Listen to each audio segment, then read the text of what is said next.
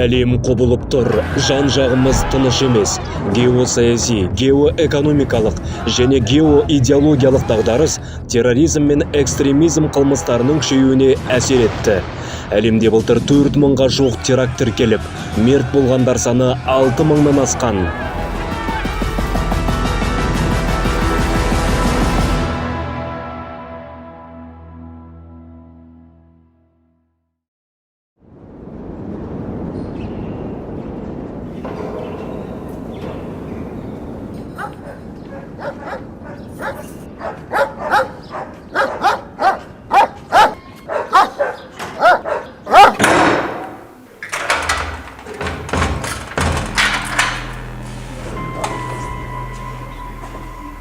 Алпыс талқымдаған Қадырдың саналы ғұмыры абақтыда өтуде. Түрмеге алғаш рет танысын өлтіріп түседі.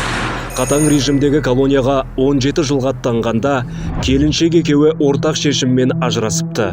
Араларында бала жоқ. Сол кезде күйзеліске түсіп, ар азабын шеккен Қадырды радикалдар өздеріне тартады. Иманыңды түзейміз деп ықтарына жығады. 2001 жылы 96 бабының 2 тармағымен 17 жылға бас бостандығынан айырылып, 2001 мен 2014 аралығында жазамды өтедім.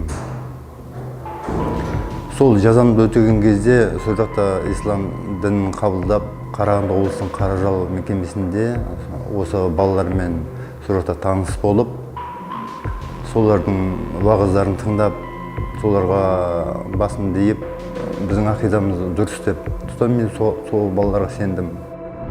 Қадыр Павлодар облысында дүниеге келген. Ата-әже тәрбиесін көрмепті. Орыс тілді ортамен араласқан. Дәстүрді, тарихты білмегендіктен дінді бұрмалағандардың сөзіне ерген. Абақтыдағы арандатушыларға адалмын деп баят, яғни ант берген. Бұлар бостандыққа шыққанда Алматыда теракт жасауды жоспарлайды. Джихадқа кірісуіміз керек деп. Мен содан переспрашивать еттім, қалай ол кім нететін дегеннен кейін маған айтты, ол сенің жұмысың емес. Сен 4-5 адам жина, болды, қалған уже біз жиналғасын өзіміз шешеміз деді. Маған айтты, егер сен тайып кететін болатын болсаң, онда сен мұнафық болып өлесің, лицемер боласың, сенде задний жоқ. Мен қорқытып, үнге солай кіргізіп алғаннан кейін, сосын мен қорқытым. Удомен шыққан кезде маған тапсырма берді. Зонадан таксофоннан менің телефоныма звондап отырды. Мені контролировать етіп отырды. Сәләфиттері көбінесе осы хаварижден тараған осы топтар деп айтып жатамыз. Такфир де осы сәләфиден бөлініп шыққан бір секта.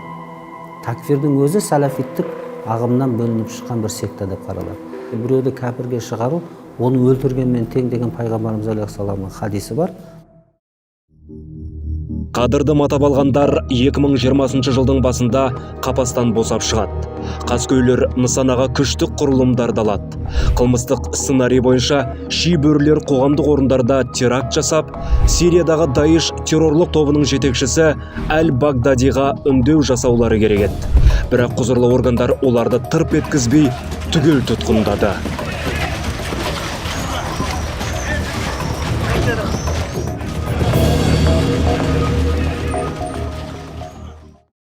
Әр мемлекеттің өзінің діни басқармасы бар, соған қарай не болады?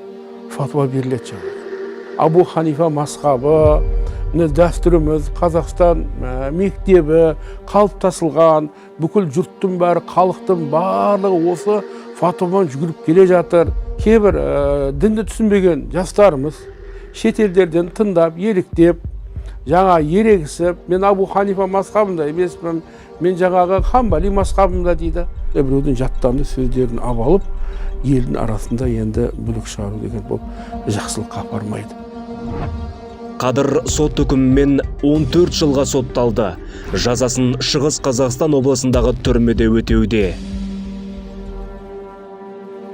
Осы мекемеге келген уақытында өзін біраз тұйық ұстап, жаңағы заңға жоққа шығарушылық кішкентай бойында болды да, сондай жағдайлар байқалды. Содан біздің осы дін мәселелерін зерттеу орталығынан келген білікті мамандар, теологтар болысып, осындай қазіргі жағдайда жақсы өзгерістер, оң өзгерістер байқалады. мекеменің жанагы ішкі тәртіп ережелерін сақтайды.